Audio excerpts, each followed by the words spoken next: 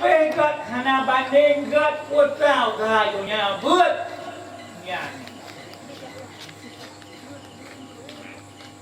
buat nhau kahanya pegat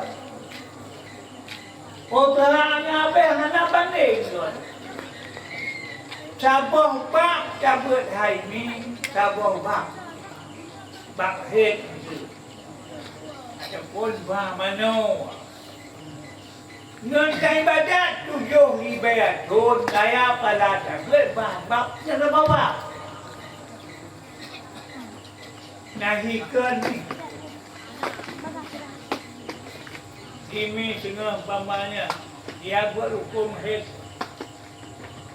dia tanya muka sini kena bajung bu het kamainam ididi ibasa silulu jawab ididi turun di malam silulu 607 ibasa biasa silulu membelah huruf niat ekna ditanya hai ni ibadat 7 ibadat hana pre orang malam ni puasa ban 7 ibadat raya pala tanyamnya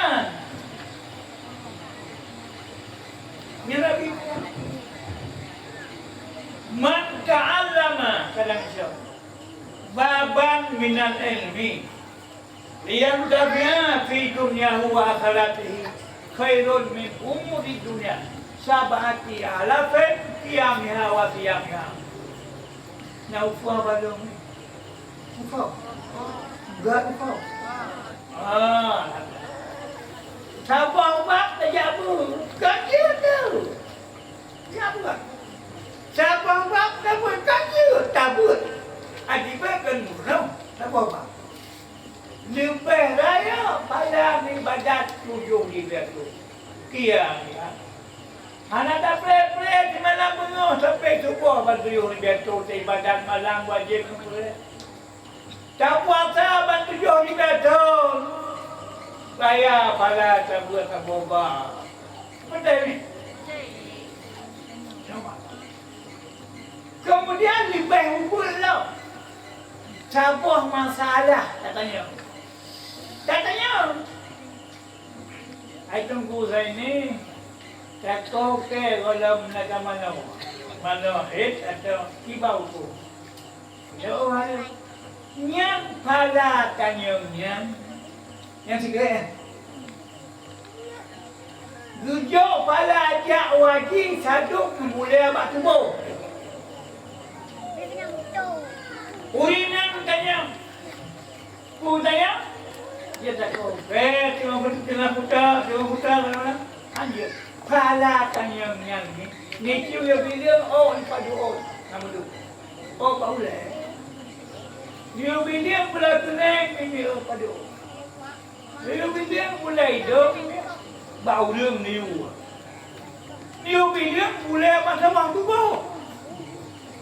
Jika dibilang, kesimpulan boleh ke masa tubuh si peluh di bawah. Lu kira akan jak wajib mana orang si peluh di bawah. Tengok tanya hukum, enggak ditanya bukan dia, enggak ditanya. Makanya lu mudah buatnya si God ibadat oleh taat Tuhan dia. Oleh karenanya lagi apa guna? Abi musyrik nak lepas kembali. Saya ini nak dalil la ilaha illallah. Menyentuh sayang tuan ini bunuh buat ni. Baik pre tiap malam yang terlalu long takut ini awal meninggal golam gelah kerawang yang bayar tuan.